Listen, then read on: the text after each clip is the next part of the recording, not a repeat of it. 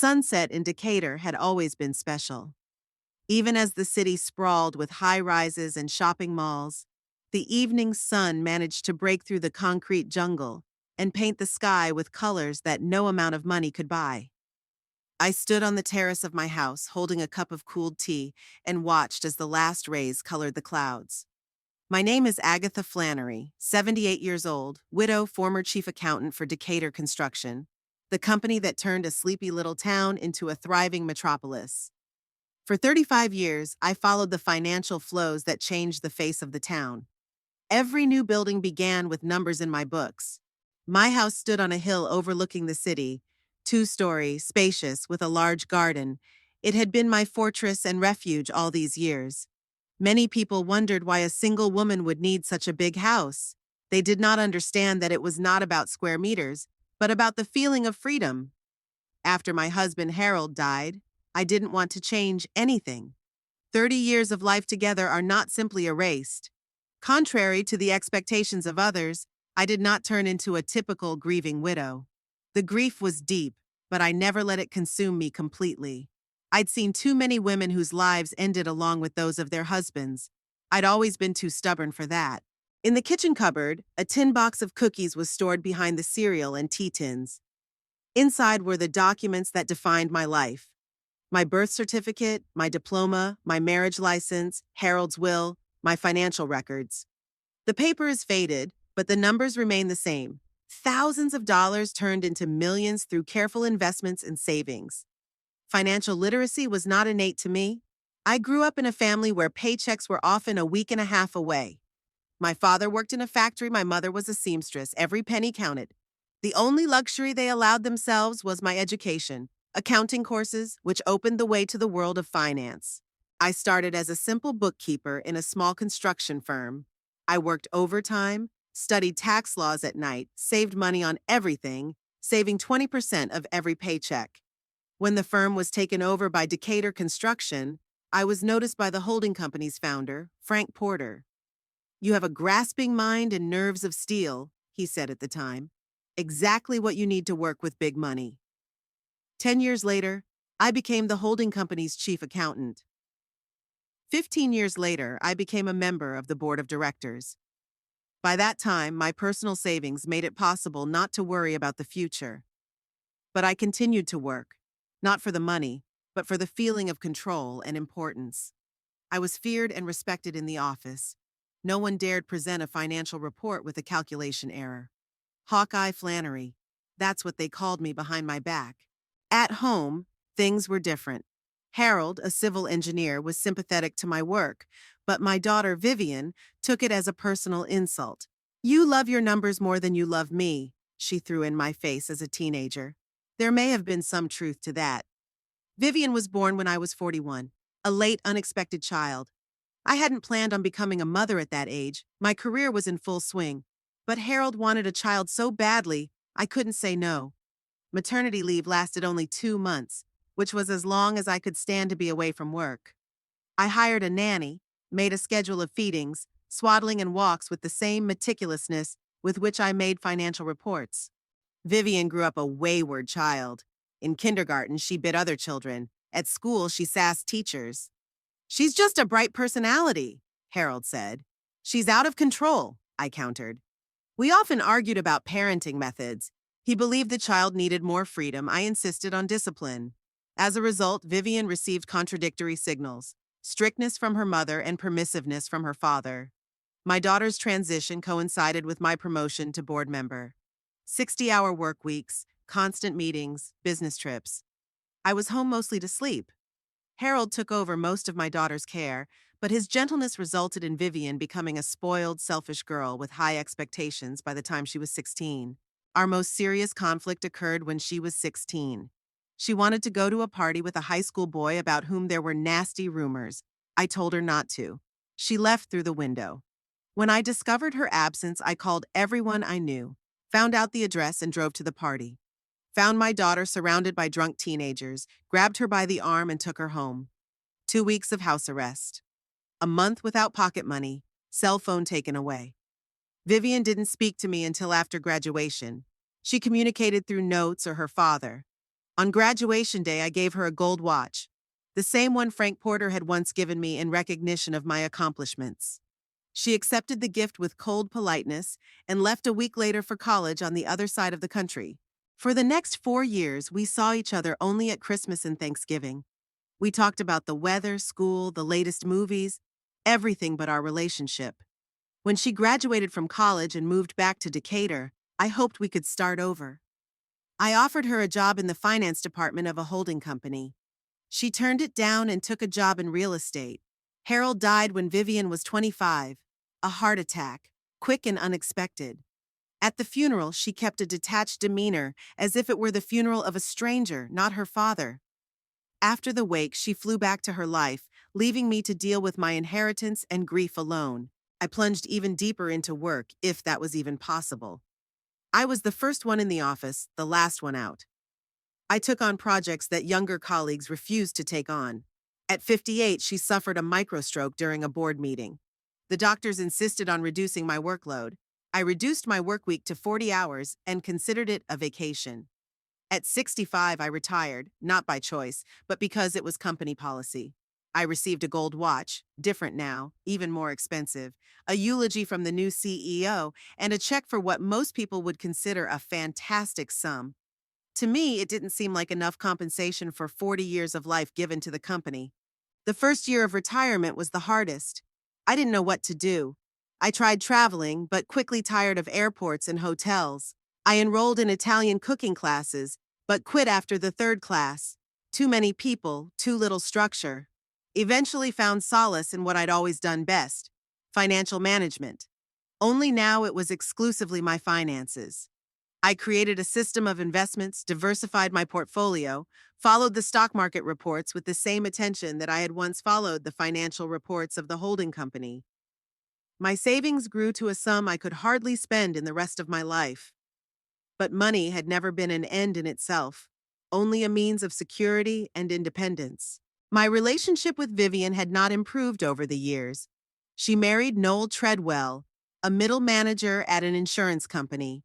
She invited me to the wedding a week before the ceremony and sat me at the table with the groom's distant relatives. I didn't take offense. I was used to that attitude. Noel turned out to be a weak-willed man with big ambitions and little ability.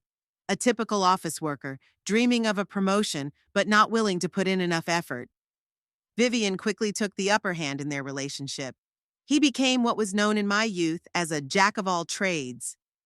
3 years after the wedding, Marlo was born. I found out I was 6 months pregnant with my daughter by accidentally meeting her at the supermarket. There was no hiding the belly anymore. "I was going to tell you," she lied. We both knew it wasn't true. When Marlo was 3 months old, Vivian brought her to me for the first time. It was an awkward visit. I didn't know how to handle an infant. Vivian watched my every move critically. The gifts I'd bought, rattles, soft toys, a baby blanket, she barely dignified with a glance. "We already have all that stuff, just better quality," she said, as if I'd suggested dressing her baby in rags. I offered to help financially. "Babies are expensive, especially in the early years," I said, holding out a check. Vivian looked at the amount and grinned. "That's not even enough for a month of diapers, Mom."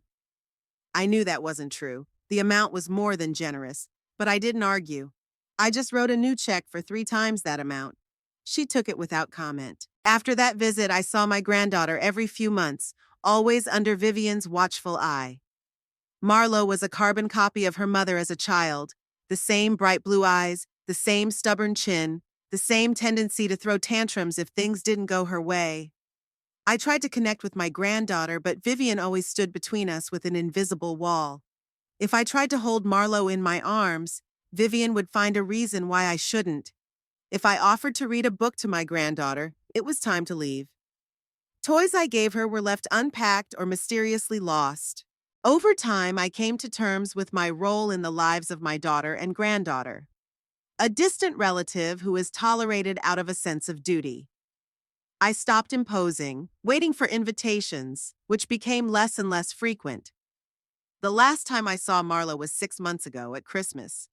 She barely recognized me, shy and huddled with her mother. A phone call snapped me out of my reverie. The name on the screen was Beatrice Coleman, my former colleague and probably the only person I could call a real friend. Agatha, did you remember about the bridge tomorrow? Beatrice's voice was as cheerful as ever. How could I forget? I grinned. I need to make up for last time. The card club was the only social event I attended regularly. 4 women, all in their 70s, all with similar stories. We didn't play so much for the game as for the chance to talk without pretending. You've been distracted lately, Beatrice said. Is everything all right? It's just old age forgetfulness, I joked, not wanting to go into the reasons for my mood. Don't be pompous, she snorted. You remember all my debts to the nearest dime. By the way, did you hear your granddaughter's birthday is coming up? Vivian seems to be planning something big. My heart skipped a beat. No, I hadn't heard. It wasn't a lie. I knew Marlowe's birthday was at the end of July, but I didn't know Vivian was planning a special celebration. I'm sorry, I thought you knew, Beatrice said, embarrassed. My sister-in-law works at the same real estate office as Vivian. She says it's been all she's been talking about all week. I think they rented a whole entertainment center. It's no big deal. I lied. Maybe she was going to call me closer to the date. We both knew it wasn't true, but Beatrice was tactful enough not to broach the subject. After the conversation, I went back into the house. The sunset no longer seemed so beautiful. It was just a red-orange sky, nothing special. There were framed photographs on the mantel in the living room. Harold as a young man, the 2 of us on our wedding day. Vivian in her graduation dress, little Marlowe on my last visit 6 months ago. I took this photo and looked closely at my granddaughter's face. She would soon be 5. Bright blue eyes, brown hair, dimples on her cheeks. She was a carbon copy of Vivian at that age. The thought of not being invited to my granddaughter's birthday party was not unexpected. It was just another confirmation of my place in my daughter's life, somewhere on the periphery, among the unimportant details. It hurt, but it wasn't fatal. I'd survived worse blows. I put the picture back on the mantel and went to make dinner. I rarely cooked anything complicated alone, but tonight I decided to make lasagna, a dish Vivian had adored as a child. Sometimes memories are the only things that remain. The morning light filtered through the curtains, creating soft shadows on the walls of my bedroom. I was wide awake, but I wasn't in a hurry to get up. At my age, the morning hours are filled with a special coziness, when the body is still resting and the mind is awake. It is at such times that the clearest thoughts often come, and more often than not, those thoughts were of Marlowe, my granddaughter, 5 years old, birthday coming up, a day I will likely spend alone, leafing through old photo albums and imagining her blowing out the candles on a cake I will never see. Marlowe's picture stood on my bedside table, the only picture Vivian had deigned to email me for Christmas. Happy holidays from all of us, the short caption read. No details, no personal wishes, no invitation to visit. Just a formality, like a greeting card from an insurance company. I reached for the picture. Marlowe was smiling, sitting on a fluffy rug near a decorated Christmas tree. She was wearing a red dress with a white collar, her hair gathered into 2 ponytails. A typical Christmas photo shoot, cozy, staged, impersonal. I scrutinized her features, trying to see myself or Harold. Something of us had to remain in her, despite Vivian's best efforts to etch our influence. My encounters with my granddaughter could be counted on my fingers. The first time I saw her was when she was 3 months old. Vivian arrived unannounced, calling from the driveway, "We'll be there in 20 minutes." I rushed to clean the house, even though it was already spotlessly clean. I made fresh tea, pulled out the cookies Vivian had loved as a child. They stayed for 45 minutes.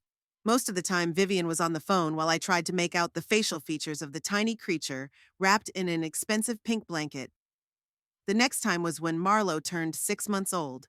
It was the first time I held her in my arms, tentatively, afraid of doing something wrong under Vivian's gaze.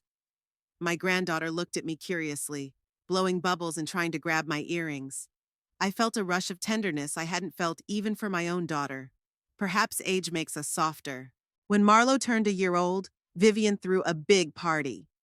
She rented a banquet hall, invited dozens of guests, ordered a 3-tiered cake. I got a formal invitation in the mail 2 weeks before the event. I bought a gold bracelet engraved with the date of my birth, a traditional gift in our family.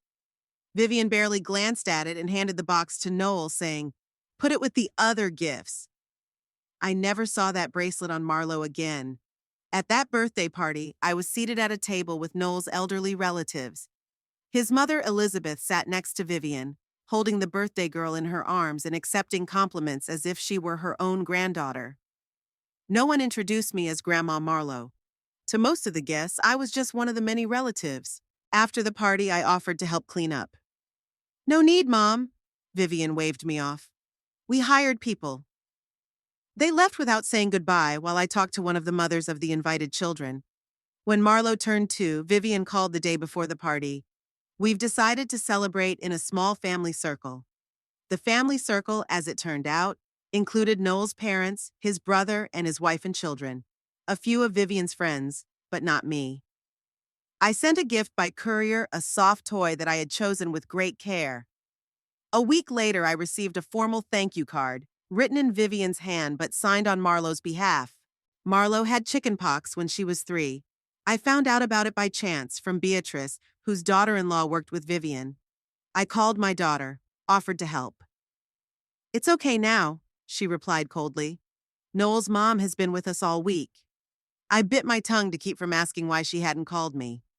Knowing Vivian, she would have taken it as a rebuke and distanced herself even more. At 4 years old, Marlowe stayed overnight at my house for the first time. Not at Vivian's request, but out of necessity. She and Noel had an important work trip, and the babysitter was sick. I'd been preparing for this visit for 2 weeks. I'd bought princess bedding, filled the refrigerator with food that Vivian said Marlowe loved, and bought some educational games. Vivian brought her granddaughter with detailed instructions: what she eats, what time she goes to bed, what cartoons to watch. "And no sweets before bedtime," she sternly warned. "It gives her nightmares." I nodded, memorizing every word, though inside I was seething with resentment. Like I hadn't raised my own child and didn't know the basics.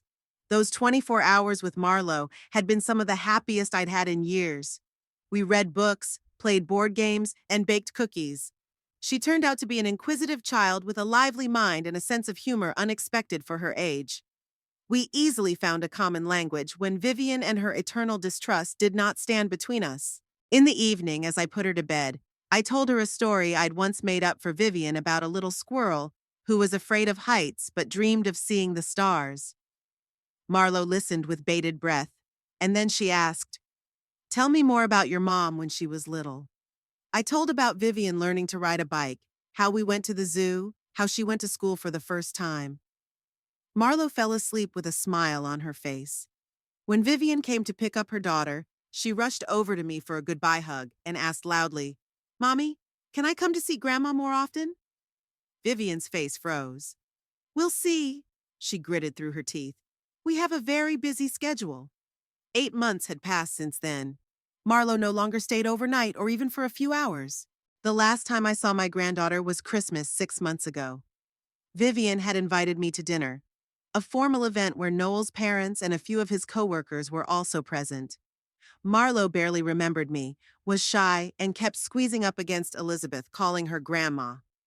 She called me Mrs. Flannery, which was apparently what Vivian had taught her. I brought a gift, a children's encyclopedia about space. "Too complicated for her age," Vivian declared, without even opening the book. "And we already have something similar." Elizabeth was handing Marlowe a huge box with a dollhouse in it, which she immediately started unpacking with delighted squeals. My present had been left forgotten under the tree. I got out of bed, pushing the bitter memories away. It was pointless to replay those scenes over and over in my head. It only stung the old wounds without bringing relief. In the bathroom, I scrutinized my reflection. 78 years old. Wrinkles, gray hair, age spots on my arms. But my back was still straight, my gaze clear. I'd never let myself sink, physically or mentally. I exercised every morning, watched my diet, had regular medical checkups, not out of vanity, but for practical reasons. The longer I remained healthy and independent, the longer I could manage my life. After breakfast, I called Vivian. Not that I was expecting an invitation to Marlowe's birthday party, but I wanted to at least know the exact date so I could send a gift. "Hi, Mom."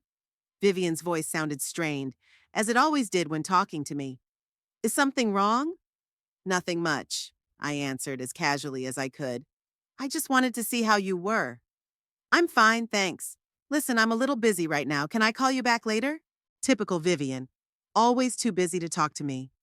But today, I wasn't going to give up so easily. Of course, darling. By the way, I was thinking about Marlowe's birthday present. When exactly is it going to be? I want to make sure I get it to her in time. There was a pause. Next Saturday, she said finally. But don't worry about the present. She's already got so much stuff. I'd still like to get her something, I insisted. What would she like? I don't know, Vivian said, impatience in her voice.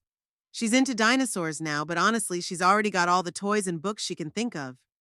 I see. I paused. Do you have anything special planned for this day? Just a normal children's party. Nothing special, Vivian answered quickly. Look, Mom, I really have to go. A client's waiting. Sure, I won't keep you. Say hi to Marlo and Noel. I will. Bye, bye. And she hung up without waiting for me to answer. I put the phone down and looked out the window. Nothing much then. Only Beatrice was talking about renting an entire entertainment center. Obviously, Vivian didn't want me to know the extent of the festivities, and she probably wasn't going to invite me. That was nothing new or surprising. I'd long ago resigned myself to my role in their family, a ghost who was tolerated out of politeness but would rather not be seen at all. Vivian never said it outright, but her every action screamed, "We don't need you."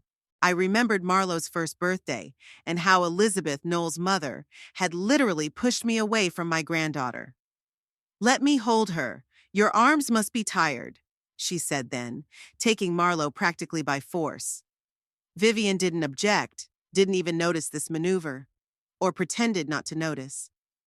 Elizabeth was the opposite of me, loud, expansive, always prying.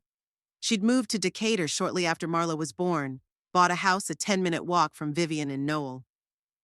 I want to be closer to my granddaughter, she announced at a family dinner to which I'd been invited at the last minute. I also suggested to Vivian that she move closer to me or vice versa, but was flatly refused. We are comfortable where we live now. Elizabeth became indispensable in their lives. She sat with Marlo when the nanny took a day off, helped with the cleaning, cooked dinners for the whole family. Such a wonderful grandmother, general acquaintances marveled. No one seemed to think about the fact that Marlo had another grandmother who was not allowed to play the role. Vivian and Noel often visited Elizabeth unannounced, spent weekends at her house, celebrated all holidays at her house. They came to me only on formal invitations, stayed as long as propriety required, and always had a good reason to leave early. I tried to understand the reason for this attitude. Had Vivian still not forgiven me for the strictness of her childhood? Or was it something else? Was it that I reminded her of something unpleasant? Or maybe I just didn't fit the image of the perfect family she'd created. Noel wasn't exactly conducive to bonding either. Always polite, always correct, he never took the initiative to talk to me. He agreed with every word Vivian said, supported every decision she made, including those that involved me in Marlowe's life. The perfect son-in-law in public, he was still a stranger to me, even after all these years. One day I overheard him on the phone, unaware I was in the next room. Yes, my mother-in-law is coming over for dinner again. I know it's going to ruin the evening, but Vivian thinks we should maintain the appearance of a family relationship. Visibility was how they perceived our socializing. I sighed and went into the kitchen to make dinner. There was no point in diving into these thoughts over and over again. The fact remained that I was a stranger in my own daughter's family, an invisible grandmother whose existence was recognized only in words. But it wasn't my own situation that bothered me most, but its effect on Marlo. What did she think of me? What had her parents told her? Did she know she had a grandmother who loved her without even being able to show it? On her last visit, Marlo had been distant, as if she'd been led to believe that I wasn't worth getting close to.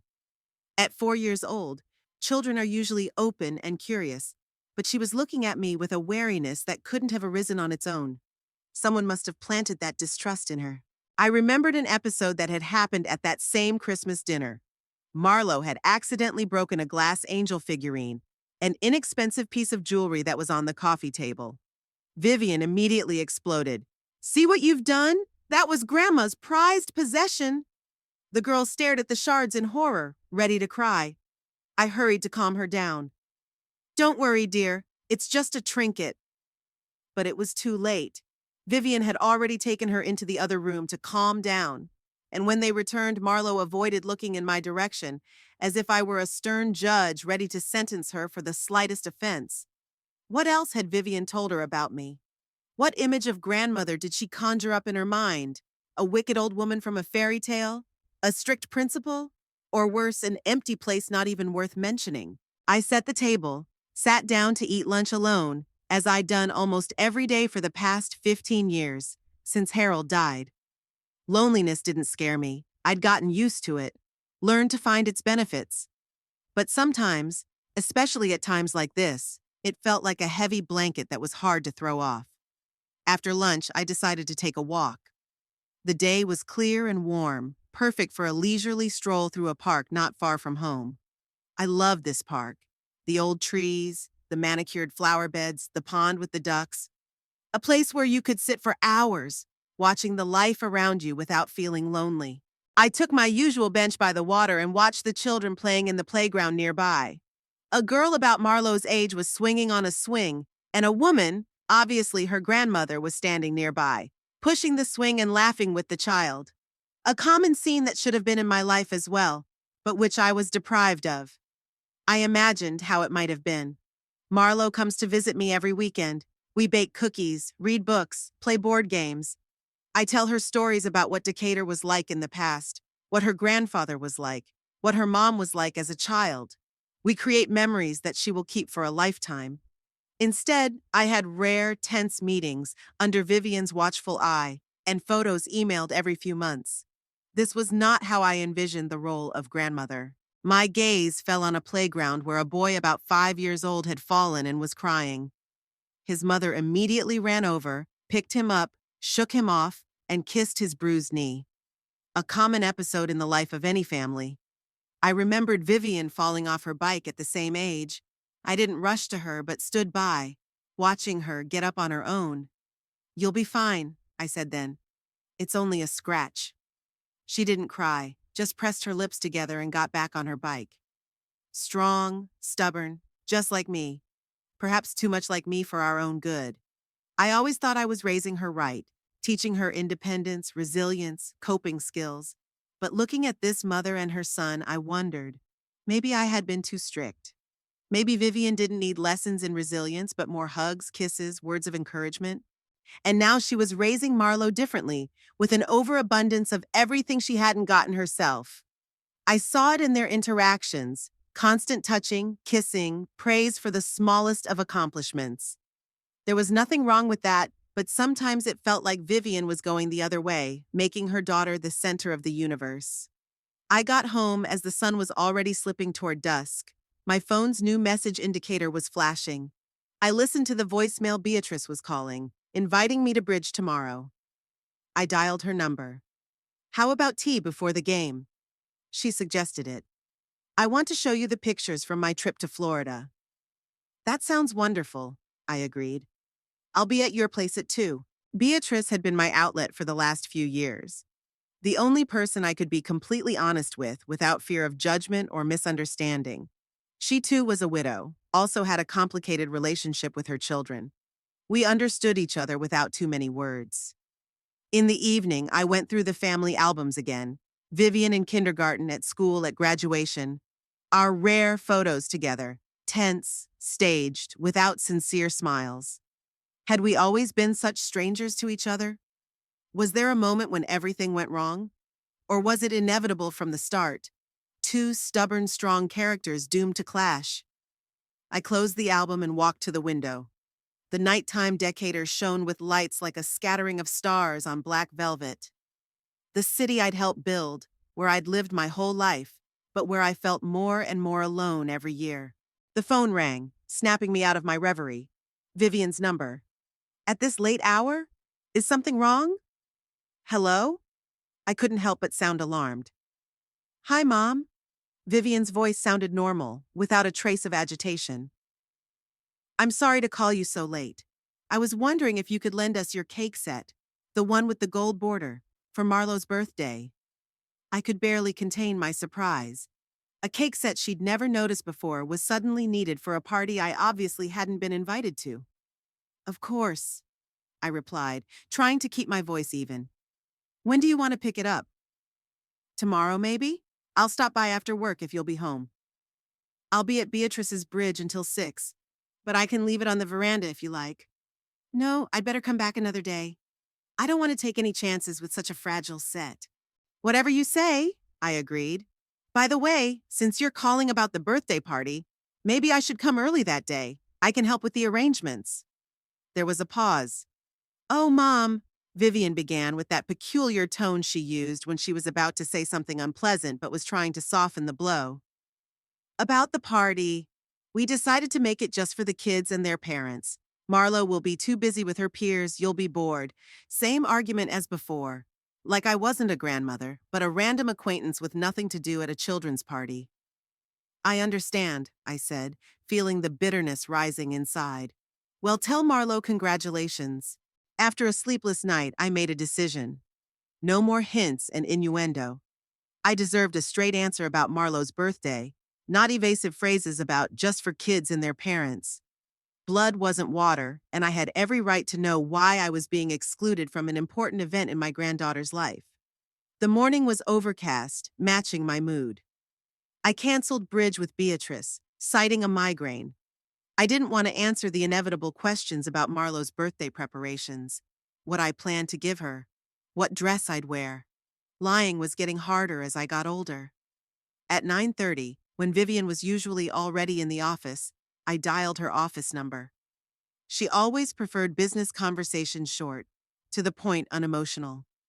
Well, that's exactly the kind of conversation she'd get today. Premium Real Estate Agency, Vivian Treadwell speaking. Her voice sounded professional and detached. Good morning, Vivian. It's Mom. Pause. I could practically see her straightening up in her leather chair, preparing for defense. Mom, is something wrong? The eternal question, as if I could only call because of a terminal illness or a house fire. No, nothing urgent, but we need to talk. I'm a little busy right now, she said, a touch of irritation in her voice. Why don't I call you back later? It won't take long, I insisted. I want to talk about Marlo's birthday. Another pause. A longer one. What exactly are you interested in? She asked cautiously. Why I'm not invited. Straightforward, straightforward. A question that had long demanded an answer. Mom, we've already discussed this. It's a children's party. It's going to be loud. There's going to be a lot of activity. You won't be comfortable. I didn't ask if I'd be comfortable. I'm asking why Grandma isn't invited to her own granddaughter's birthday party. Look, her tone became irritated. We've rented the Magic Land Amusement Center. There will be slides, trampolines, animators. 25 kids with their parents. That's no place for a woman your age. My age? I could feel the anger rising in me. What do you mean? I'm in great shape. I can stand on my feet all day if I have to. It's not just that, Vivian sighed. It's just, Noel's family will be there. His colleagues with their children, my colleagues. You won't have anyone to socialize with. What about you? Or Noel? Or maybe Marlo? Do I come to family events to socialize with strangers?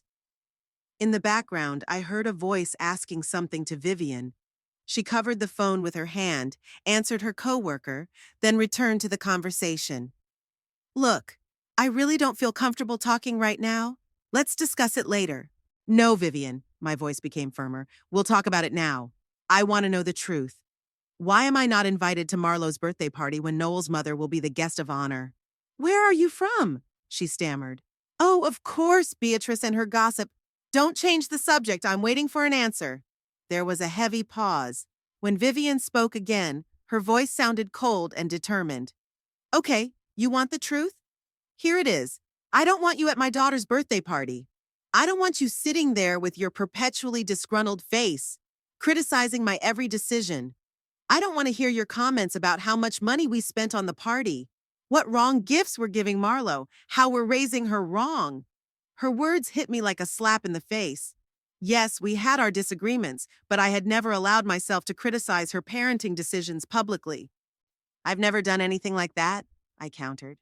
You haven't? Vivian grinned. What about Christmas when you said in front of everyone that we'd spoiled Marlowe beyond belief? Or Thanksgiving when you said that modern parents let their kids do too much? Or, I was talking in general, not about you specifically, I interrupted her, though I knew that wasn't true.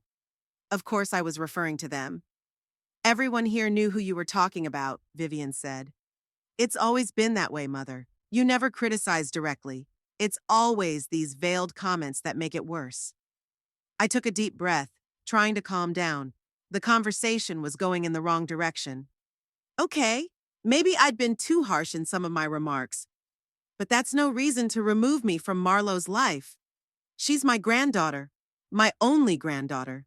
That's why I don't want you to influence her, Vivian said with unexpected candor. I don't want her to grow up with your ideas about life, your attitude toward people, your principles. Her words sounded like an accusation, as if my principles were something shameful, contagious, something to protect the child from. What's wrong with my principles? I asked, feeling my voice tremble. Didn't I raise you to be honest, hardworking, independent? Didn't I give you an education? Didn't give you a roof over your head? Didn't... That's exactly what I'm talking about, Vivian exclaimed. Always, always you remind me of what you have done for me, as if I am eternally indebted to you. Money, education, a roof over your head, it's not a favor, Mother, it's a parent's duty. I never thought of it as a favor, I countered, though I knew in my heart that sometimes I did use those arguments in our arguments. I just wanted to say that I'd always tried to give you everything you needed. Except love and support, Vivian said quietly, and the words hurt the most. You gave me things, Mom, but you never gave me what I really needed. I felt a lump come up in my throat. Had she really thought that? In all those years, had she never seen, never felt how much I loved her? Yes, I hadn't been emotionally open, hadn't showered her with kisses and hugs like Elizabeth had done with Marlowe. But is love only measured in those ways? It's not fair, Vivian, I said, trying to stay calm. I loved you the way I knew how. Not everyone can express their feelings in the same way. Oh, I know, she grinned bitterly. You loved me in your own way. But what a child needs is not that kind of abstract love, but real love that can be felt, which manifests itself not in the payment of tuition bills, but in support, in acceptance, in indulging your every whim. I couldn't take it anymore. A lack of boundaries and discipline? Is that what you're teaching Marlowe? Vivian exhaled sharply. See, you can't even keep from criticizing me now. This is why I don't want you anywhere near my daughter. That's why I've decided to cut you out of her life. Those words hung between us like a heavy curtain. Cut you out. Not temporarily suspended, not restricted, but cut you out of the child's life completely. You can't do that, I finally said. I'm her grandmother. I have rights. What rights, Mom? Vivian sounded annoyed. Legally, grandmothers don't have any rights to grandchildren unless the parents have terminated their parental rights. Morally, well, you broke that bond with your attitude. My attitude? I felt myself boiling over. What about your attitude? You've been pushing me away from Marlowe since the beginning. Never gave us a chance to build a relationship. It was always Elizabeth, always your mother-in-law, and all I got was crumbs from your table. Don't be so dramatic, Vivian cut her off. Elizabeth just knows how to deal with children. She doesn't criticize, she doesn't lecture, she doesn't compare Marlowe to me at her age. She just loves her and accepts her for who she is. And I don't love and accept her? You love the idea of a granddaughter, Vivian said after a pause. The idea of a continuation of the family, an heiress, someone to whom you can pass on your values, but you don't know Marlowe as a person. And frankly, I'm not sure you've ever seen a personality, even in me. Her words hit the target, finding the most painful points. Was there a grain of truth in them that I couldn't deny? Perhaps. But it didn't justify her decision. I've always respected you as a person, Vivian, I said quietly. Yes, we'd had our disagreements. Yes, I've been strict and demanding, but I never questioned your right to make your own decisions, even when I disagreed with them. Did you? There was sarcasm in her voice. What about that party when I was 16? Did you respect my decision back then? You were a kid going to a party with alcohol and no adult supervision. Of course, I couldn't approve of that. And college?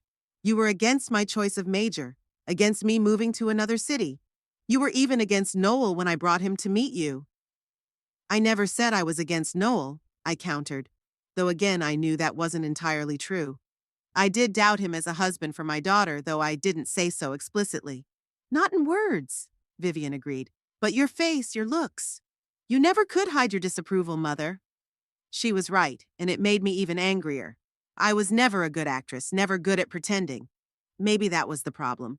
My inability to hide my true thoughts and feelings? Okay, Vivian, I decided to change tactics. Suppose you're right. Suppose I was too critical, too strict, not emotional enough, but that's no reason to deprive Marlo of a grandmother. Children need a connection to their roots, to their family. She has a family, Vivian cut her off. Noel and I, Noel's parents, are friends who love her and accept her for who she is. She doesn't need someone to judge her for every mistake, to compare her to other kids, to make her feel like she's not good enough. I would never. You already do, Vivian interrupted me. Every time you see her. Why does she talk so loud? At her age, you could already read. She's too active for a girl. You think I don't notice those comments? You think Marlo doesn't hear them? I bit my lip. Perhaps I had indeed said something like that without giving my words much thought, not realizing how they might be perceived by a child. I didn't mean to offend anyone, I said quietly. If my words sounded critical, I apologize. I could be more careful about what I say. It's not about the words, Mom, Vivian sighed. It's your attitude, the way you look at the world, at people, at relationships. You're always looking for faults, always noticing what's done wrong, never focusing on the good. I grew up constantly feeling like I wasn't good enough for your standards. I don't want Marlo to experience the same thing. Her words were like a punch in the face. Is that really who I am? Always dissatisfied, always criticizing? The image she was painting was painfully familiar, exactly how my own mother felt about me. Was I, despite my best efforts to be different, repeating her mistakes? Vivian, I hesitated, not knowing what to say. How could I explain that my demanding behavior was an act of caring, not a lack of love? That I wanted what was best for her? That I wanted to protect her from the mistakes I'd made? I never meant to hurt you. Everything I did was out of love. Perhaps. Her voice softened a little. But sometimes, love expressed in the wrong way does more harm than good. We fell silent, and in the silence I heard only the pounding of my heart and the distant voices in Vivian's office. What could I say? How could I fix decades of misunderstandings, resentments, unspoken feelings? Listen, Vivian finally said, I don't want to break off the relationship completely. You're still my mother and she stammered, as if hesitant to say the word love. I respect you, but right now, my priority is Marlo's well-being. And if that requires me to limit your contact, I'll do it. Limiting it is one thing, I replied. Cutting it off completely is another. You can't stop me from seeing my granddaughter. I can, she said firmly. And I will if I have to. Right now it's just a birthday party. I'm not inviting you because I don't want it to be marred by our complicated relationship. Marlo deserves a carefree celebration. What's going to happen next? I asked. Next Christmas? Thanksgiving? When will I ever see her again? I don't know, Vivian answered honestly. It depends on a lot of factors. Your behavior, My behavior? I felt myself boiling again. I'm not a child, Vivian, who can be punished by being deprived of dessert. I am your mother and grandmother Marlo. I have rights and responsibilities to this family. The only thing you have is the right to respect my decisions as a mother. Vivian cut Vivian off. Now, if you'll excuse me, I have a meeting in 5 minutes. I have to go. Vivian, don't you hang up on me. We're not done with this conversation. It's over for me. Her voice was cold and detached again. You're not invited to Marlo's birthday party. Period. Accept that as a fact and move on. How can you be so cruel? My voice shook. After everything I've done for you. That's exactly what I was talking about. Vivian sighed tiredly. It always comes back to what you've done for me. But you know what you never did, Mom? You never asked me what I needed, what I want, how I feel. It was always more important to you that everything was right according to your standards than that I was happy. That's not true, I countered. But even for me, the words sounded unconvincing. It's absolutely true, and you know it, Vivian said. And that's why I don't want you at my daughter's birthday party. I don't want you to ruin her birthday with your comments, your looks, your expectations. She deserves better. And I don't even deserve to be a part of her life? After everything? Stop it. Her voice became harsh. Just stop. I have to go. Goodbye, Mom. And she hung up, leaving me to listen to the short beeps. I slowly put the phone down. My hands were shaking. My heart was pounding like crazy. It had been a long time since Vivian and I had had such a frank, such a painful conversation. Usually, we limited ourselves to formal phrases, avoiding sharp edges, pretending everything was fine. Today, the masks had been ripped off, and what was revealed beneath them frightened me. Did she really see me that way? As a cold, critical, emotionally unavailable mother, thinking only of rules and standards? Had she not seen my love, my care, my desire to give her the best? I walked to the window, looking out at my manicured garden. Every bush, every flower had been planted and nurtured with care and attention to detail. Everything in its place, everything according to plan. Maybe that's how I treated the people in my life too, expecting them to grow and develop according to my plan, to conform to my expectations. The phone in my hand rang again. Vivian decided to apologize? I glanced at the screen. Beatrice. Not now. I dismissed the call, unable to speak to anyone after this conversation. My thoughts swirled in my head like fall leaves in the wind. Cut Marlowe out of my life. Deprive the only granddaughter of her grandmother. Sever family ties that should be sacred. How could Vivian do this? And what could I have done to prevent such an outcome? I walked slowly into my office, sitting down at my desk. On the desk was a folder of papers, my will, my investment portfolio, plans for an educational foundation for Marlowe. $1 million, a sum that could change my granddaughter's life, open the doors of the best universities in the world to her. Money I'd been saving for years, saving for myself, investing with care and foresight. Vivian didn't know about these plans. I hadn't told her, fearing she would take it as an attempt to buy her favor or interfere with Marlowe's upbringing. Now I wondered, should I have mentioned it in our conversation? Would it have changed anything? Or would it have only confirmed her opinion of me as someone who thought money could solve any problem? No, I did the right thing by keeping quiet about the fund. It wasn't a decision made to manipulate Vivian or to get her to let me see my granddaughter. It was a decision made out of love for Marlowe, out of a desire to secure her future regardless of her relationship with her mother. And that decision still stood, despite today's conversation. In fact, now I was even more convinced of its correctness. If Vivian was really going to cut me out of Marlowe's life, if I couldn't be there for my granddaughter, to support her, to guide her, then at least I could ensure her financial independence in the future. To give her the choices that Vivian felt I had deprived her of herself. I opened the folder, went through the documents. I'll call my attorney, Theodore Bryant, tomorrow. We'll start the process of setting up an education fund for Marlowe. The money will be available to her when she reaches 18, the age when she can make her own decisions, independent of her parents' influence. Will Vivian be angry when she finds out about this? Absolutely. Will she perceive it as another attempt at control? Probably. But I didn't care anymore. I was doing what I thought was right, what my love for my granddaughter dictated. I closed the folder and took a deep breath. The pain of Vivian's words still throbbed somewhere inside, but the determination was empowering. Maybe I really was the kind of mother she had described me as. Perhaps I had made many mistakes in my upbringing. But one thing I knew for sure was that I had never stopped loving my daughter, and I would never stop loving my granddaughter, even if I wasn't allowed to be a part of her life. I stood up and walked over to the window. The day was in full swing. The sun was shining brightly. Life went on despite the broken hearts and shattered hopes. Tomorrow I would begin to take action. And today. Today I will allow myself to grieve for what I've lost and what I may never have. Theodore Bryant's office was in an old brick building in downtown Decatur. The attorney occupied the second floor entirely, which spoke volumes about his success and reputation. I'd worked with him for over 20 years, ever since he'd helped draft Harold's will. Over the years, we'd developed an almost friendly relationship, though we'd never crossed professional boundaries. I took the wide stairs, ignoring the elevator.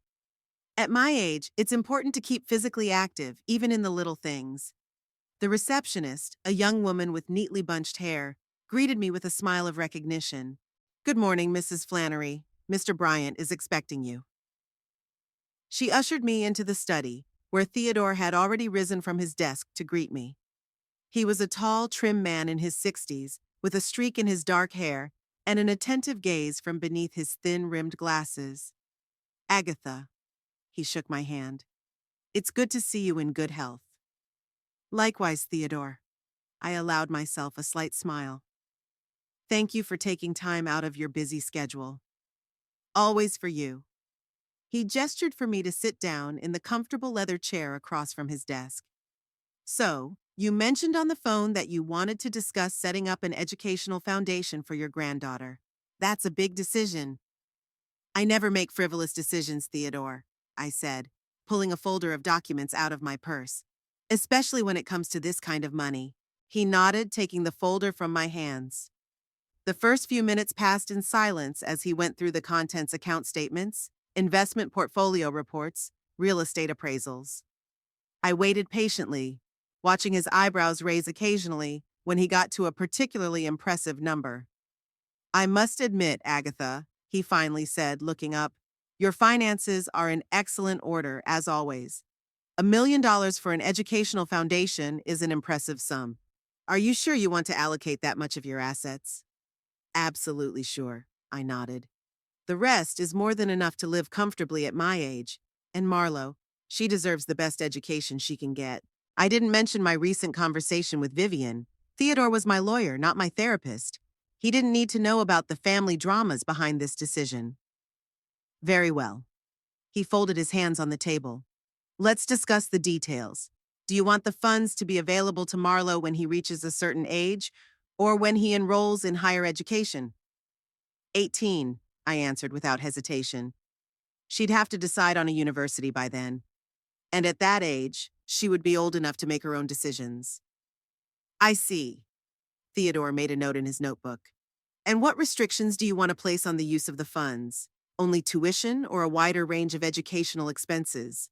"I want the fund to cover everything related to education," I thought for a moment. "Tuition, textbooks, room and board, educational travel, but no more than that. It shouldn't be pocket money for entertainment." "Reasonable," Theodore nodded. "What about managing the fund until Marlo is 18? Who do you see as the trustee?" "I've thought about that question beforehand, too." "You, Theodore, if you agree. I trust your competence and your integrity. You know how I feel about money, and you share my views on its wise use." He looked a little surprised. "Not your daughter or son-in-law?" "No," I shook my head. "I prefer it to be managed by an independent person with the appropriate qualifications." Theodore nodded understandingly, not asking any further questions. Over the years, he had learned to respect my restraint in personal matters. "In that case," he continued, "we need to discuss an investment strategy for the fund. $1 million, properly invested, could grow significantly in 13 years before Marlo's adulthood." We spent the next hour discussing technical details, asset allocation, types of investments, tax considerations. I insisted on a conservative strategy, preferring steady growth to risky speculation. Harold sometimes joked about my financial prudence, but it was my prudence that allowed us to accumulate a considerable fortune by the time of his death. "There is one more important aspect we need to discuss," Theodore said when we had finished with the investment strategy. "How do you plan to inform your daughter and son-in-law about this fund?" I had been expecting this question and had already prepared an answer. "We don't." I held his surprised look. "At least not now. They'll only know about the foundation after I'm dead, when it can't be changed." "Agatha." Theodore took off his glasses and rubbed the bridge of his nose. "It's not for me to tell you what to do with your money. But withholding information about such a significant asset could lead to complications in the family relationship. Our relationship is already complicated enough, I said dryly, and I prefer that my financial decisions not be discussed or manipulated. He nodded, realizing that further questioning was futile. Very well. In that case, I will have the necessary documents ready by tomorrow. You will need to return to sign them. Thank you, Theodore. I stood up, signaling the end of the meeting. I have one more request. I would like you to prepare an envelope that will be given to Marlo along with the foundation documents when she reaches 18. I'll write her a letter. Of course, he rose as well. It's a wise decision to explain your motives to her in person. We said goodbye, and I left the office with a sense of accomplishment. The first step had been taken. Now, no matter what the relationship between Vivian and me turned out to be, Marlo's future was somewhat secure. As I left the building, I decided not to go home right away. The day was clear, warm, and I headed to a small park nearby. I found a vacant bench in the shade of an old oak tree and sat down, watching the people passing by. Young mothers with strollers, office workers hurrying to lunch, elderly couples strolling leisurely, holding hands. My thoughts returned to my conversation with Theodore. He was right to question my decision not to inform Vivian about the foundation. Normally, I avoided secrets. They made life difficult and rarely led to anything good. But in this case, the alternative seemed worse. If I told Vivian about the foundation now, she'd probably take it as an attempt to buy a place in Marlo's life, or as a criticism of her ability to provide her daughter with a decent education. Or worse, as manipulation on my part. In our last conversation, she'd made it clear that she saw my financial decisions that way, as a tool of control. Perhaps she was right. Perhaps deep down I did want to retain some control over the situation, not wanting to completely let go of my connection to my only granddaughter. But was that so wrong? Wasn't it natural for a grandmother to want to leave something meaningful to her heiress? I pulled a small notepad and pen out of my purse. Marlo's letter. What could I say to a girl I barely knew? How could I explain my feelings, my hopes, my regrets to a man who might not even remember me by the time he read my words? I began to write slowly, choosing each word carefully. Dear Marlo, as you read these lines, you are 18 years old and on the threshold of adulthood. I don't know if you remember me, your grandmother Agatha. Perhaps you have only vague memories, or perhaps circumstances have worked out in such a way that we have continued to see each other all these years. Whatever the case, I want you to know that I have always loved you, even if I haven't had the opportunity to show it in the way I would have liked. The money you receive with this letter is for your education. Not to buy a car or expensive clothes, not to travel or have fun, but to invest in your mind, in your future. This is the most valuable thing I can give you. You may have heard stories about me, strict, demanding, stingy with emotions. Those stories may even be true. I was never the perfect mother to your mom, and I probably wouldn't be the perfect grandmother to you. But I have always believed in the power of knowledge, the importance of education, and the need to be financially independent, especially for a woman. It took me decades of hard work to get to the position that allowed me to create this foundation for you. I started from scratch, with no support, no privileges. Everything I've accomplished has been the result of perseverance, discipline, and the ability to manage money well. I hope you use this chance wisely. Choose an education that will give you not only a profession, but also satisfaction. Study not for the sake of a diploma, but for the sake of knowledge. And remember that real independence begins with confidence in your own strength and abilities. I don't know what kind of relationship has developed between me and your mom by the time you are reading this letter. Hopefully, our differences have smoothed out over time. But even if they haven't, please don't judge her or me too harshly. Sometimes the closest people hurt each other not out of malice, but out of misunderstanding or inability to express their feelings differently. Your grandmother, Agatha Flannery. I reread what I had written. The words seemed clumsy, unable to convey what I wanted to say. But it was a start. I would finish the letter at home, in peace. The sun was already setting when I got home. In the mailbox, I found a stack of bills and sales brochures. A brightly colored envelope with a clown and balloons stood out. An invitation card to Marlo's birthday party. I froze with the envelope in my hand, unable to believe my eyes. After talking to Vivian yesterday, I was sure I wouldn't get an invitation. What was this? An olive branch? An attempt at reconciliation? Or just a formality to save face in front of the other guests? Opening the envelope, I saw a colorful card that read, Marlo turns 5. We invite you to celebrate this day at the Magic Land Entertainment Center. At the bottom in small print were the date, time, and address. No personal address, no handwritten signature. A standard invitation that had probably been sent out to all the guests. But why had Vivian decided to send it to me after our conversation? It didn't make sense. I checked the postmark on the envelope. It was dated the day before yesterday. So the invitation had been sent before our conflict. Vivian must have sent them out to everyone beforehand, including me, and then in the heat of the argument, claimed I wasn't invited. What am I supposed to do now? Go to the party and risk causing a scandal? Or ignore the invitation, resigning myself to Vivian's decision to cut me out of Marlo's life? I set the card aside. There was plenty of time to think about it.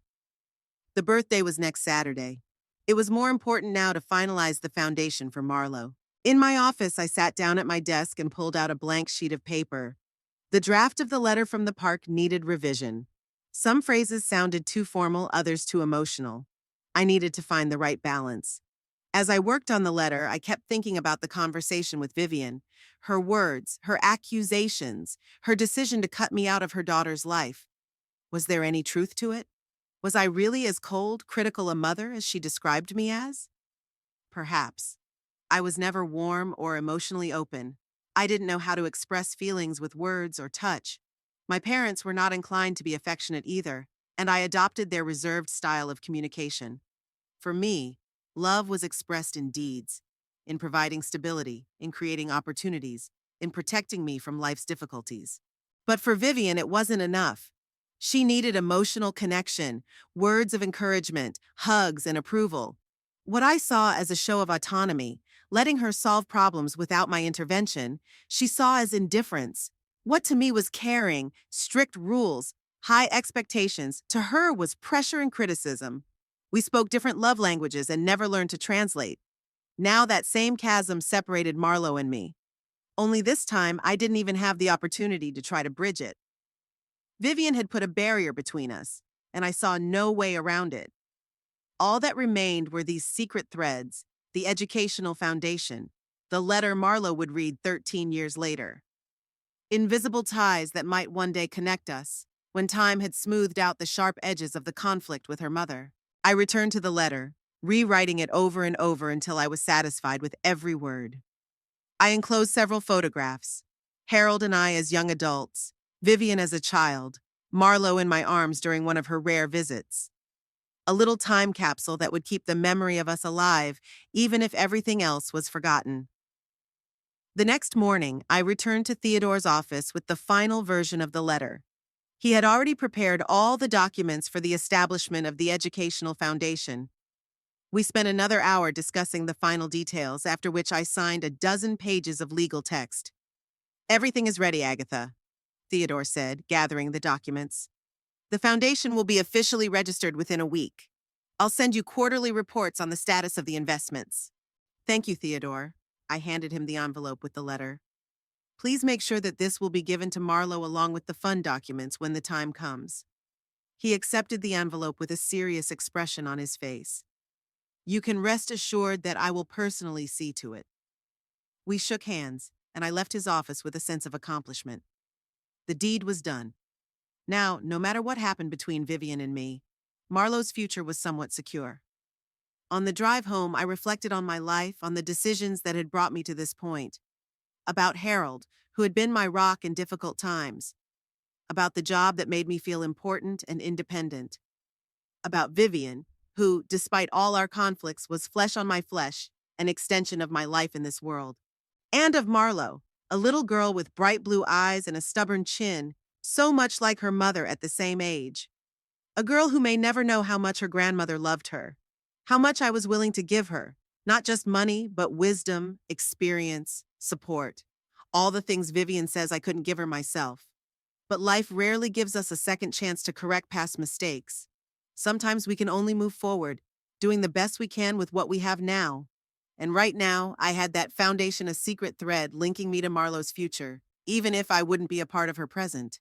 I returned home and sat in a chair by the window, looking out at the manicured garden. The roses I'd planted last year were already starting to bloom. Harold always said that a garden is a metaphor for life. You plant the seeds, tend the plants, but you can never fully control how they will grow.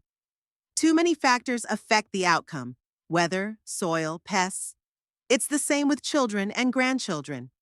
We do our best to create a favorable environment for them, but ultimately they grow according to their own laws, shaped by circumstances we can't foresee or change. Perhaps Vivian was right in saying that I was trying too hard to control her life. Perhaps I should have trusted more in the natural process of growth, worried less about weeds and pests, rejoiced more in each new leaf and bud. But now it was too late for such thinking. What's done is done. I could only hope that my actions today, setting up the foundation for Marlowe, the letter she would read in the future, would be seen as an act of love rather than control. As a desire to help, not manipulate. After all, isn't that what being a grandmother is all about? To give without expectation, to love without conditions, to support without interference, to be a quiet presence in the background, ready to help when asked, but not imposing my help. I couldn't change the past or control the future, but I could create this secret thread, this bridge across time and distance that might one day connect me to Marlowe, even if I was no longer around. And maybe someday when Marlowe reads my letter and learns about the foundation, she will realize that behind the stern facade, behind all the mistakes and misunderstandings, was simply a woman who loved her family as much as she knew how. Imperfectly, awkwardly, sometimes wrongly, but with all her heart. That was my hope, my comfort in these days of alienation and loneliness. A secret thread linking past to future, grandmother to granddaughter, across all barriers and distances. Dr. Morgan's office was just as I remembered it. Bright walls, framed diplomas, pictures of the family on the desk. Andrew Morgan had been my doctor for 15 years, since Dr. Peyton retired. He was about 20 years younger than me, but there was gray in his dark hair and wrinkles in the corners of his eyes, the marks of years of strain and responsibility for people's lives. "Have a seat, Agatha." He gestured to the chair across from his desk. "How are you feeling today?" "The same as always," I replied, sinking into the chair. "A little tired, a little dizzy sometimes. Nothing unusual for my age." He nodded, opening my chart on the computer. I noticed his eyes lingering on the results of the latest tests. "We've gotten the results of all the tests," he began after a pause.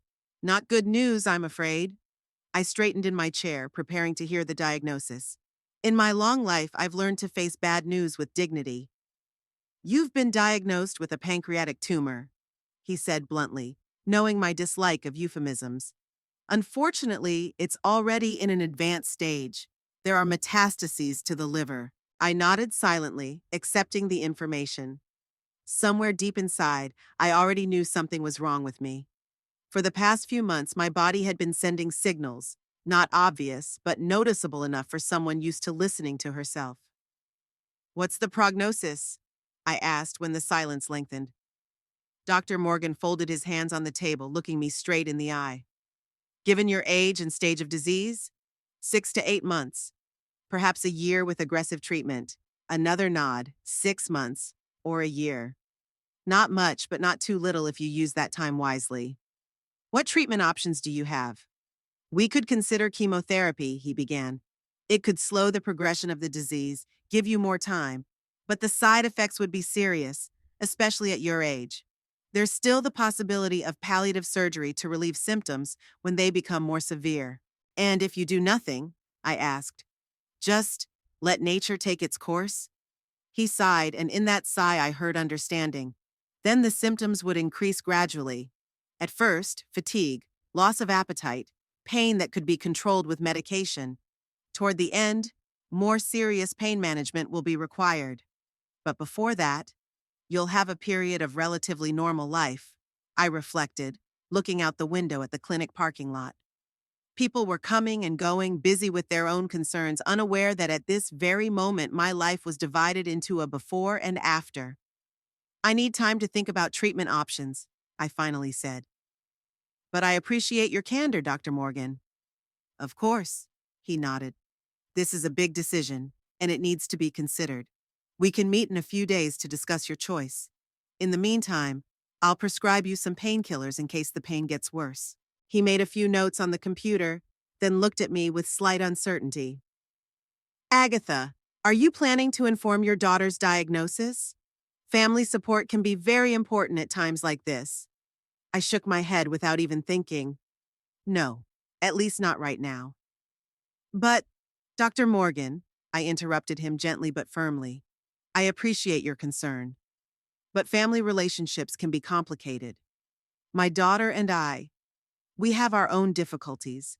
I prefer to deal with it on my own. He seemed to disagree, but respected my decision. Very well. But know that you don't have to go through this alone. There are support groups, social services, hospice care at home when the time comes. I'll think about it, I promised as I stood up. Thank you for everything, doctor. Leaving the clinic, I didn't go straight home. Instead, I went to the park where I often walked. I found my favorite bench by the pond and sat down, watching the ducks swimming in the murky water.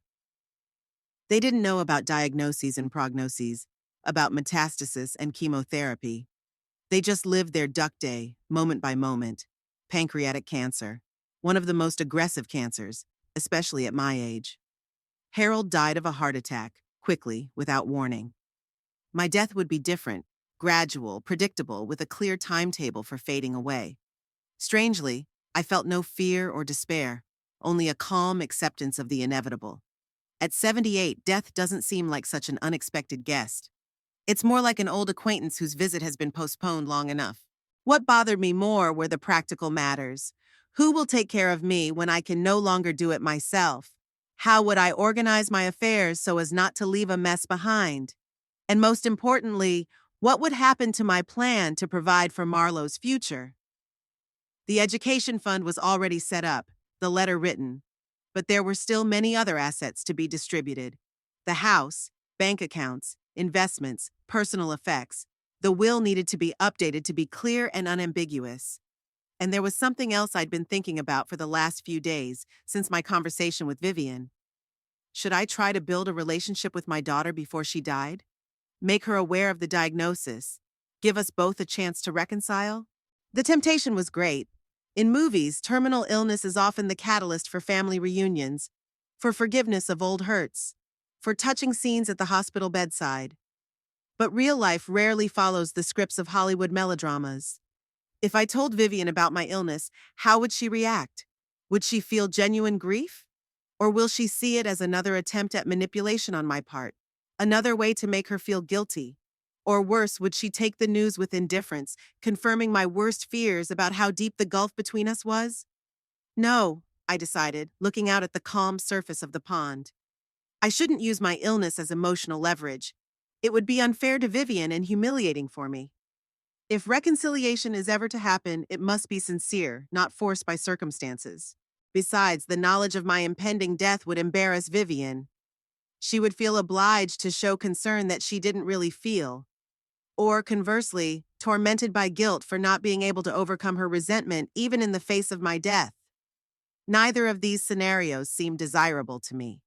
No, better to keep the diagnosis a secret, to live the rest of my time with dignity, to organize my affairs so that no mess would be left behind after I was gone. And when the time came and my condition deteriorated to the point where help was needed, I would turn to professionals, not family. The decision made, the only thing left to do was to act. I got up from the bench and headed for the car. Tomorrow I'll visit Theodore Bryant again to update the will. And tonight I'll sit down and make a detailed plan for the remaining months. At home, the first thing I did was make tea and sit down at the kitchen table with a notepad and pen. The habit of planning, developed over decades of working with finances, had not left me even now. On the first page I wrote, "Last things to do." Then I made a list. 1. Update the will. Make sure all assets except the education fund are distributed equitably. The bulk to Marlowe into a trust until adulthood, small amounts to charities I've worked with over the years. 2. Organize storage of personal belongings, photos, letters, diaries, anything that might have sentimental value to Marlowe in the future. It might be worth creating a separate labeled box to make it easier for her to navigate. 3. Decide on a house. Sell it now or leave it as an inheritance. If left, who will look after it? 4. Arrange for end-stage care. Hospice, a nurse, what options does insurance offer? 5.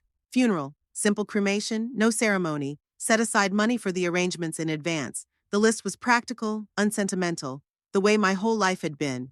I saw no point in changing my approach now that the end was in sight. Finished with my planning, I stepped out into the garden. The evening sun painted the sky in shades of pink and gold, creating almost theatrical lighting for my flowers and shrubs. The roses I planted last fall were already starting to bloom. I wondered if I would see them bloom next spring. I sat down on a bench under an old apple tree that had been here since before Harold and I bought the house. How many times had I sat on this very spot, thinking about life, about work, about family? How many decisions had been made with the rustling of those leaves? Now I was contemplating death. Not with horror or denial, but with the same pragmatic approach I had taken to everything in life. Death was just another item on the to-do list that needed to be organized in the best possible way. But there was more to it than that, which I thought about as I sat in the garden that evening. About life in general, about its meaning, about what remains after us. Not material possessions, they are important but secondary. But how we will be remembered, what trace we leave in the hearts of the people we loved. What mark did I leave on Vivian's heart? Judging from our last conversation, not a positive one. Strict, critical, emotionally cold. That's how she perceived me. Was there any truth to that? Absolutely. I have never been generous with displays of tenderness. I have never been able to talk about my feelings openly. But there was another side to me, one that Vivian didn't seem to notice or appreciate. My concern for her future, my desire to protect her from mistakes, my willingness to support her financially in times of need. For me, it was love too, just expressed differently. We spoke different love languages and never learned how to translate. And now it was too late. Some relationships just can't be fixed, especially when time is so short. What about Marlo? What mark would I leave on her life? She'd hardly remember me at 5. Memories were still fragile. And if Vivian did decide to cut me out of her life, she wouldn't talk about me. Perhaps for Marlo I will remain only a vague shadow, a grandmother she saw a few times in her early childhood. But there will be another legacy, an educational fund, a letter she will read at 18. Perhaps through these material expressions of care, she would be able to feel what I couldn't put into words. Love, unconditional and deep, demanding nothing in return. I close my eyes, envisioning Marlo 13 years from now. A beautiful young woman, intelligent, educated, on the cusp of adulthood. She receives my letter, learns about the foundation I've set up for her. What will she think? Will she be grateful? Or will she take it as a strange gesture from a long-dead relative she barely remembers? I wanted to believe that she would understand, that she would see behind the gesture what I'd never been able to show Vivian my love, expressed the only way I knew how. And maybe that understanding will help her break the cycle of misunderstanding and resentment that has haunted our family for generations. Maybe she would grow up different, able to express her feelings openly, not afraid of vulnerability, able to build healthy relationships. The sun was almost over the horizon, coloring the sky a deep shade of purple. I opened my eyes, feeling strangely calm. Life was long, with its ups and downs, its joys and disappointments. I'd made mistakes, made bad decisions, but I'd always tried to do what I thought was right. Now that the end was near, I had no regrets. Only a quiet acceptance of what was, and hope for what would come after me. Hope that the secret threads I'd pulled into the future would one day connect Marlo to our family's history, to my history. I rose from the bench, feeling a slight ache in my back, a reminder of the diagnosis that now determined my future. But I didn't let that pain cloud the moment. There was still time ahead of me, months, maybe a year. Enough to complete my affairs with the same dignity and thoroughness with which I had lived my entire life. Tomorrow I would begin to act on my plan. And tonight I simply enjoyed a quiet evening in the garden, listening to the birds singing as they prepare for bed and the rustling of leaves in the wind. Simple joys that often go unnoticed in the hustle and bustle of everyday life. but become so precious when you know they are limited. The phone rang in the house. I took my time answering it, allowing myself a few more moments alone with the sunset. Whoever it was, the news could wait. More important now was this moment, this feeling of peace and acceptance. When I finally returned to the house, the answering machine was blinking, signaling a new message. I pressed the play button, expecting to hear Beatrice's voice or someone from the card club, but it was Vivian. Mom, it's me. Listen, about our conversation. I overreacted. I don't want to keep that bad blood between us. Marlo asked about you today. Maybe you'll come to the birthday party after all. Call me back, please. I stood listening to the beeps after the message, not knowing how to feel. Relief? Joy? Suspicion? Was it a genuine desire for reconciliation or just guilt? And did it matter now that my days were numbered? Maybe I should have told her about the diagnosis. Give us both a chance at reconciliation before the end? But no, I decided that would be manipulative, not a true resolution to our problems. I didn't return the call right away. Instead, I sat at my desk and stared at the phone for a long time, thinking about what to say. In the end, I decided to accept the invitation to Marlo's birthday party. Not for Vivian's sake, but for my granddaughter's sake. And for myself to see her again, to remember her smile, her laugh, to keep that image in my heart until the end. But I won't say a word about my illness. It will be my last secret, my last word in the long history of misunderstandings between me and my daughter. I went back to the garden, sat down on the bench, and watched the last rays of the sun disappear over the horizon. There was still a little time ahead, enough time to finish my business, to see the roses bloom once more, to leave behind not only a material legacy, but perhaps the beginning of healing for generations to come. In the quiet of the garden, under the darkening sky, I envision Marlo years from now, strong, independent, able to love openly, without fear or doubt. A woman who would receive my letter and realize that behind all the mistakes and misunderstandings was simply love, imperfect, ineptly expressed, but real. That thought brought me peace. Whatever my relationship with Vivian, whatever mistakes I'd made as a mother, Marlo would have a chance at another life, at breaking the cycle. And in that, perhaps, was my true legacy: not money, not a house, not material possessions, but a chance for my granddaughter to start over, without the weight of past hurts and misunderstandings. With that thought, I got up and went into the house, feeling strangely peaceful. Life wasn't perfect, but it was mine, with all its ups and downs. And even now, facing the end, I felt no fear. Only the quiet hope that the secret threads I'd pulled into the future would one day connect Marlo to our family story, to my story, and maybe help her avoid our mistakes.